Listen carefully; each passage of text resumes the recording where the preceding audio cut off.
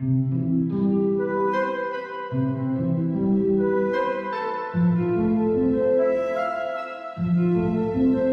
pengen masyarakat Indonesia lebih mengenal lagi teater gitu.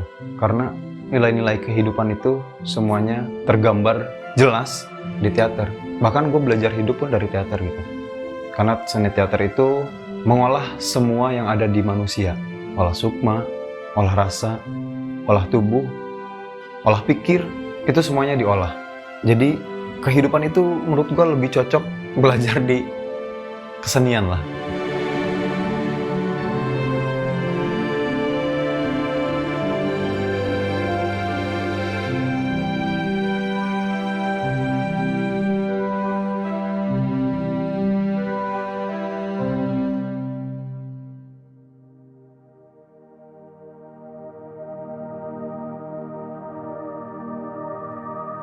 Nama gue Rido.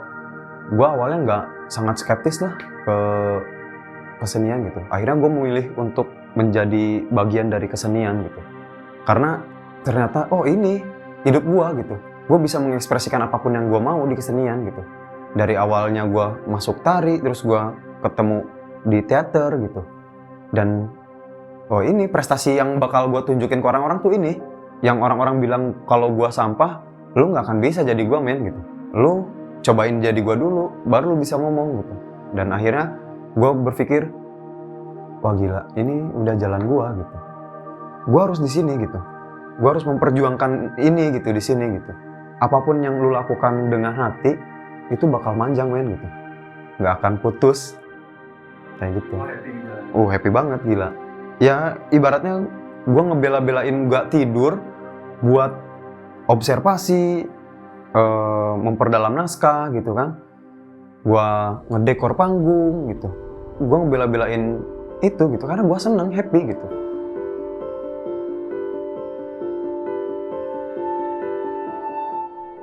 Tapi sumber kebahagiaan itu berasal dari idealisme sih? Menurut gua iya. Ketika lu bisa menjaga idealisme lu dengan baik dan bisa mencari hal lain di tempat lain gitu dengan baik juga, menurut gue itu akan berjalan lurus, bakal keren banget menurut gue. Walaupun memang nggak ada duitnya gitu ya, gue ngerasain lah, gue kuliah, mentas, urunan, bikin properti segala macem, bayar gedung, ya kan? Yang penting nggak bayar penonton gitu. Penontonnya ikhlas nonton kita, nah itu yang kita cari.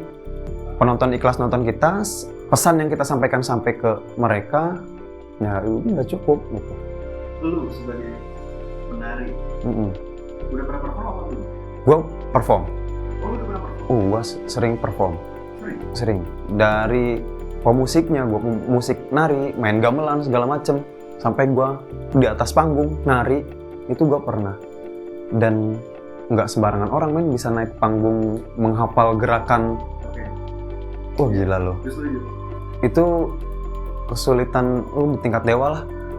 Gua keterbatasan dalam mengingat gerak gitu ya. Abis ini kesini, abis kesini, itu gila banget. Tapi gue menemukan sensasinya men gitu. Yang bikin gue bisa ya karena pertama latihan. Latihan itu emang perlu lah. Apapun butuh dilatih. Apapun perlu dilatih. Ya baik untuk jalan aja kan harus dilatih. Nah ini latihannya juga nggak berbulan-bulan tapi bertahun-tahun. Makanya gue jadi pemusik dulu karena gue belum pantas untuk menari. Akhirnya gue bisa menari, itu suatu pencapaian yang wah gila, amazing banget gitu. Dan akhirnya setelah dari situ kita bukan hijrah ya, mencoba kesenian yang lain. Gue berakting di atas panggung, wah itu nambah gila men. Anjim lah gitu.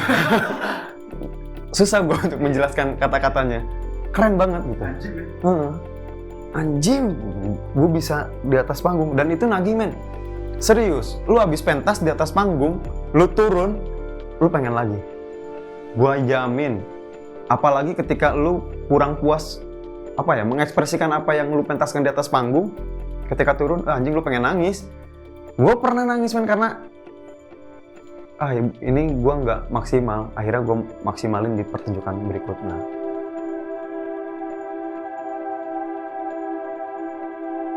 Gua itu mentasin naskah dari Putu Wijaya pernah, dari Arifin Cianur pernah, terus dari pelatih gue sendiri pernah, Oki Sandi Lemon, dia teater dari Casanova, dan dari Utuy, naskahnya Utuy, Tatang Es gitu, itu pernah.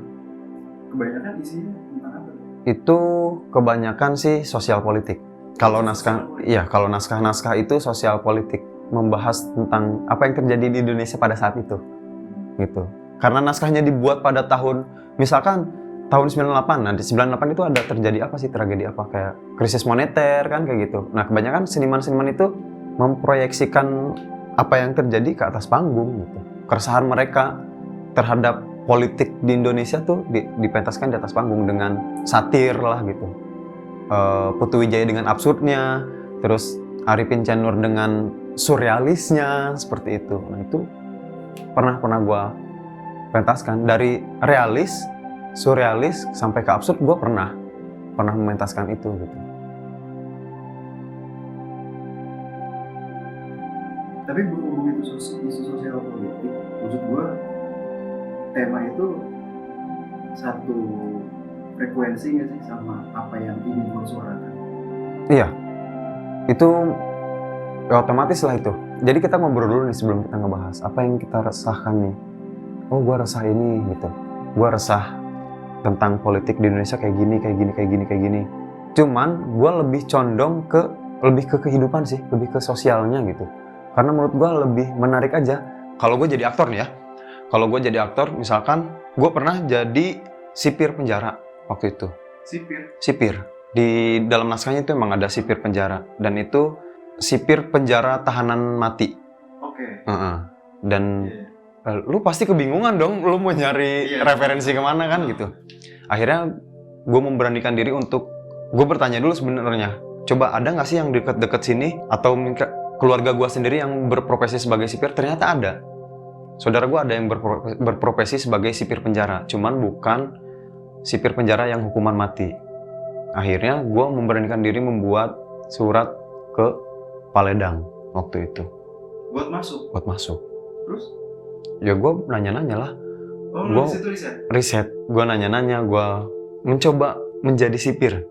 Nyari pengalamannya itu loh. Gimana sih rasanya jadi sipir gitu?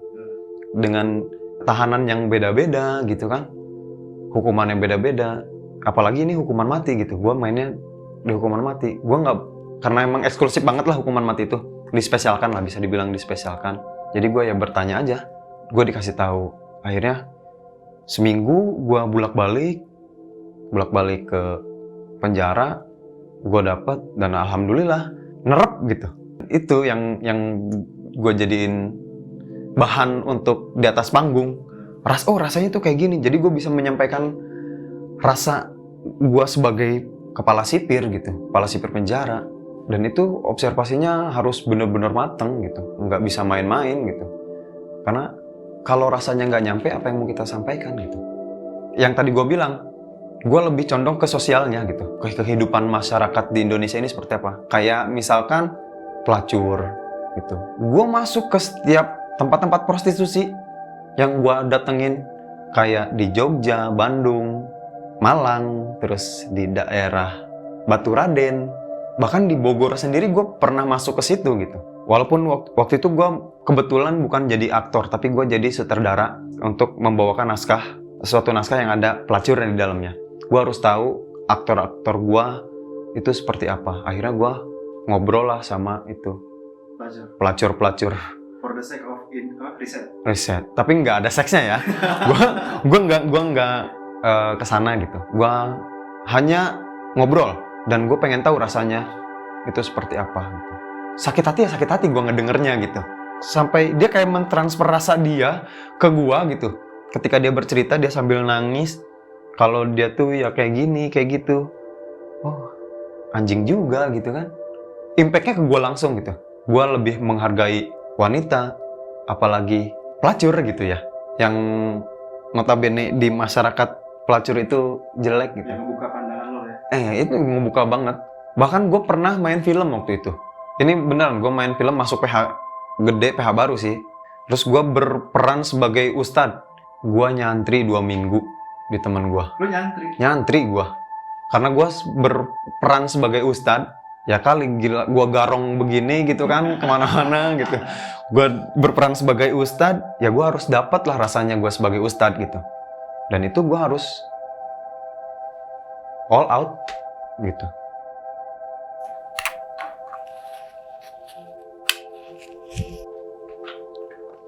Tapi menurut lo sendiri nih, menurut pandangan lo sendiri, sebenarnya seni teater tuh termasuk ya bisa dibilang populer nggak sih? Terutama di Di lingkungan sendiri lo gitu. sendiri ya. Enggak. Sangat-sangat tidak populer. Karena jarang diminati. Di Indonesia ini, penonton teater itu eksklusif. Jadi hanya golongan-golongan tertentu yang bisa menikmati pertunjukan teater. Itu. Betul kan ya? Yang terjadi di Indonesia ini gitu.